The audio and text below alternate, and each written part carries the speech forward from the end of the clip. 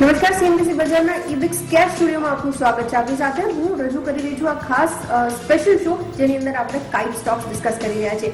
હવે કાઇટ સ્ટોક્સની ઉપર ડિસ્કશન કરીએ પહેલા એક વસ્તુ એ ડિસ્કસ કરી લઈએ, કેમ કે આપણે ઉત્તરાયણના દિવસે એક નવા મુહૂર્તની શરૂઆત જોઈએ છે અને એવા સ્ટોક્સ ડિસ્કસ કરીશું આપણે આ શો દરમિયાન, જેની અંદર તમે આ ઉત્તરાયણથી આવતી ઉત્તરાયણ સુધી સૌથી સારા રિટર્ન્સ જનરેટ કરી શકો છો. મારી સાથે આ ચર્ચાની અંદર ખાસ જોડાશે independent market expert Pradeep Patel, સાથે જ અસીમ મહેતા એન્ડ એસોસિએટ્સના અસીમ મહેતા, તો બાયન કેપિટલના વિરલ બેરાવાલા પણ. સ્વાગત છે આપ ત્રણેયનું શો ઉપર અને હેપી ઉત્તરાયણ આપ ત્રણેયને મારા અને મારી ટીમ તરફથી. બિલકુલ, અને વિરલ પણ આપણી સાથે જોડાયેલા છે. Viral, very good afternoon. તમે તો મુંબઈમાં છો, અમે તો ત્રણેય અમદાવાદમાં છીએ. મુંબઈનો શું સિનારીઓ છે એની એક અપડેટથી શરૂઆત કરીએ. તમારા પ્લાન શું છે? તો ગુડ આફ્ટરનૂન અદિતિ. મુંબઈનો સિનારીઓ થોડો સબડ્યુટેડ છે. તમે જોતા હશો અહીંયા થોડા કોવિડ કેસીસ વધારે છે, તો હમણાં થોડો આ વર્ષે થોડો સિનારીઓ સબડ્યુટેડ છે. પણ જનરલી જે મુંબઈમાં જે એરિયામાં તમે રહેતા હો, તો વધારે પડતો ગુજરાતી એરિયા છે, ત્યાં આ જે ઉત્તરાયણ છે વધારે સેલિબ્રેટ થાય છે. તો અમારા પ્લાન્સ, મારો છોકરો છે નાનો છે, તો એ બહુ એક્સાઇટેડ છે, હજી 6-7 વર્ષનો છે, તો એ જનરલી બહુ એક્સાઇટેડ રહે. તો આખું ફેમિલી મળીએ. મારો ફાધર 70+ છે, બટ એ બહુ એટલે એક્સપર્ટ છે કાઇટ ફ્લાઇંગના, તો એ જનરલી સેલિબ્રેશન્સ લીડ કરે. બિલકુલ, તો આપણે નજર રાખીશું કેવી રીતના આ નવી દિશા માર્કેટ્સ માટે ટર્ન આઉટ થતી દેખાય છે. અને વિરલ પાસેથી ફર્સ્ટ પિક લઈ લે. વિરલ, તમારી તરફથી સજેશન ક્યાં છે? તો મારું ફર્સ્ટ રિકમેન્ડેશન રહેશે મેક્સ ફાઇનાન્શિયલ્સ. મેક્સ ફાઇનાન્શિયલ્સ એક ઇન્સ્યોરન્સ કંપની છે, જે 4 લિસ્ટેડ ઇન્સ્યોરન્સ કંપની છે, એમાં સાઇઝમાં સૌથી નાની છે. પણ તમે જોશો તો ઓવર લાસ્ટ 2 years જે કેગર જોશો, કમ્પાઉન્ડેડ એન્યુઅલ ગ્રોથ રેટ, તો આનું સૌથી ફાસ્ટેસ્ટ રહ્યું છે. આપણો કોલ આમાં બંને પર છે, સ્ટોક પર પણ અને સેક્ટર પર પણ. તો સેક્ટર છે એ મિડ ટીન્સમાં ગ્રોથ હશે, એટલે 12-15%, 16%નું ગ્રોથ થતું રહેશે આખું સેક્ટરનું. એમાં પણ જે છે કે જે 4 મોટી પ્રાઇવેટ કંપનીઝ છે, એમાં એ લોકોનું માર્કેટ શેર વધી રહ્યું છે within the private companies and overall also within insurance also. કે LIC ગિવન ઇટ સાઇઝ થોડું માર્કેટ શેર લૂઝ કરી રહ્યું છે, which is going to private, ને પ્રાઇવેટમાં પણ આ 4 ફાસ્ટર ગ્રોથ થઈ રહ્યું છે. ઇન્ક્રીઝિંગલી આ જે પ્રોડક્ટ મિક્સ છે એ સેવિંગ્સ હેવી યુલિપ તરફ હતું, જેમાં માર્જિન્સ ઓછા હતા. પણ હવે પ્રોટેક્શન તરફ, એટલે કે એકચ્યુઅલી લાઈફ ઇન્સ્યોરન્સ અને નોન ટ્રેડિશનલ પાર્ટિસિપેટિંગ ને નોન પાર્ટિસિપેટિંગ તરફ જઈ રહ્યું છે. તો આ બધાને લીધે માર્જિન ઇમ્પ્રુવમેન્ટ થઈ શકે. તમે ઓલરેડી જશો તો આજે ટોપ 4 પ્રાઇવેટ ઇન્સ્યોરન્સ કંપનીઝ છે, એ લોકોના માર્જિન જે 17-18% વચ્ચે હતા, એક્સેપ્ટ HDFC લાઈફ જે હંમેશા જ વધારે હતા. પણ આખું સેક્ટર હવે 23-26% થઈ ગયું છે ને આ સસ્ટેનેબલ છે.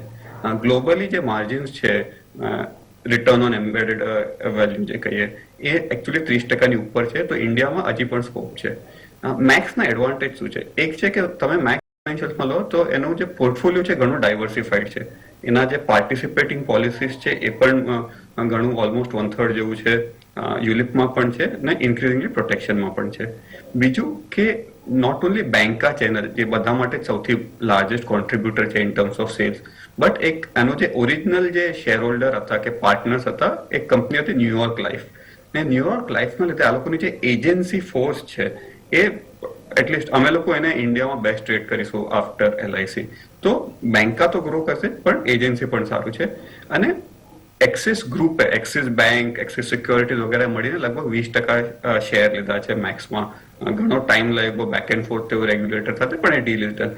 તો જે એક્ઝિસ્ટિંગ રિલેશનશિપ છે એક્સિસ સાથે, ને જેની હર 5 વર્ષે 7 વર્ષે રિન્યુઅલ થાય છે, તો એ રિન્યુ નહીં થાય એ રિસ્ક ચાલી ગયું છે. ડિસ્પાઇટ ફાસ્ટેસ્ટ ગ્રોઈંગ જે ટોપ 4 છે એમાં સૌથી સસ્તો છે વેલ્યુએશનના હિસાબે. પ્રાઇસ ટુ એમ્બેડેડ વેલ્યુ હોય, એટલે કે એ ઇન્સ્યોરન્સ સ્પેસિફિક ટર્મ છે એમ્બેડેડ વેલ્યુ, એમાં 2.5 ટાઈમ છે અને 15 time price two value of new business છે. તમે રફલી પ્રાઇસ ટુ અર્નિંગ જેવી રીતે જુઓ, રફ એપ્રોક્સિમેશન તમે કહી શકો ફોર લાઈફ ઇન્સ્યોરન્સ કંપની, તો અગેન ચીપેસ્ટ છે. તો મેક્સ ફાઇનાન્શિયલ્સ અમારું રેકમેન્ડેશન છે. ઓકે, ફર્સ્ટ પિક્સ જે આપણે ત્રણેય એક્સપર્ટ્સ તરફથી આવતા જોઈ રહ્યા છે, કોર્ટે પાટીલ, બલરામપુર ચીની અને સાથે જ મેક ફાઇનાન્શિયલ્સ. સેકન્ડ પિક થી શરૂઆત કરી લઈએ. વિરલ, આપનાથી જ શરૂઆત કરીએ. તમારી તરફથી સેકન્ડ પિક કઈ છે?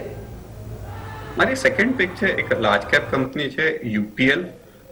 યુપીએલ ઘણી મોટી કંપની છે. આઈ મીન જો તમે એગ્રી પ્રોટેક્શન સ્પેસમાં જુઓ તો વર્લ્ડની છઠ્ઠા નંબર પર છે, 5મા નંબર પર છે.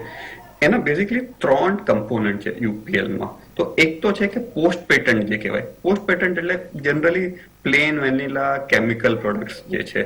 તો અત્યારે એનું પ્રપોર્શન ઘણું વધારે છે. સેકન્ડ ને થર્ડ પાર્ટ છે એક એ લોકો ડિફરન્શિએટેડ ને સસ્ટેનેબલ કહે. તો ડિફરન્શિએટેડ છે એ વેલ્યુ એડેડ કેમિકલ પ્રોડક્ટ્સ છે એ લોકોના. અને થર્ડ છે સસ્ટેનેબલ. તો એક કેમિસ્ટ્રી સાઈડ થઈ ગયું ને બીજું બાયોલોજી સાઈડ થઈ ગયું, જે એ લોકો સસ્ટેનેબલ કહે છે. તો આ જે સેકન્ડ ને થર્ડ પાર્ટ જે બિઝનેસનું છે એ કંપનીનું ટાર્ગેટ છે કે બાય FY26 આ 50% થઈ જાય. ને આના લીધે કંપનીના જે એબિટા માર્જિન છે જે અત્યારે 20.5% આસપાસ છે, એનું ગ્રેજ્યુઅલી વધીને 25% થઈ જશે.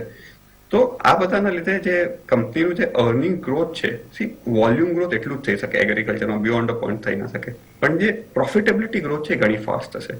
બીજું ઘણા લોકોને એટલું આઈડિયા નથી, પણ યુપીએલ પાસે એક ડિજિટલ બિઝનેસ પણ છે, એને nature.farm કહેવાય. તો એ that provides services to farmers આખા એગ્રીકલ્ચરનું વેલ્યુ ચેનમાં એન્ડ ટુ એન્ડ, એટલે from sowing to harvesting. Almost 14-15 lakh farmers છે, 60,000 રિટેલર્સ છે. તો એ ડિજિટલ પ્લેટફોર્મ પણ બહુ ઇન્ટરેસ્ટિંગ છે.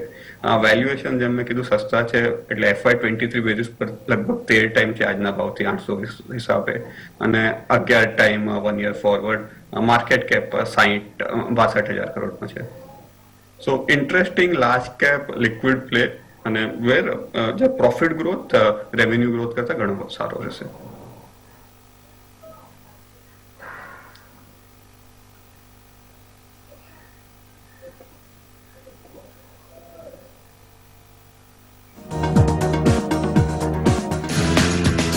એની સાથે જ રજા લેવાનો પણ સમય થઈ ચૂક્યો છે. આભાર વિરલ, અસીમ સર અને પ્રતીત, આપ ત્રણેયનો જોડાવા માટે અને આ કમ્પ્લીટ ડિટેલ્ડ એનાલિસિસ આપણા દર્શકો સાથે ખાસ શેર કરવા માટે.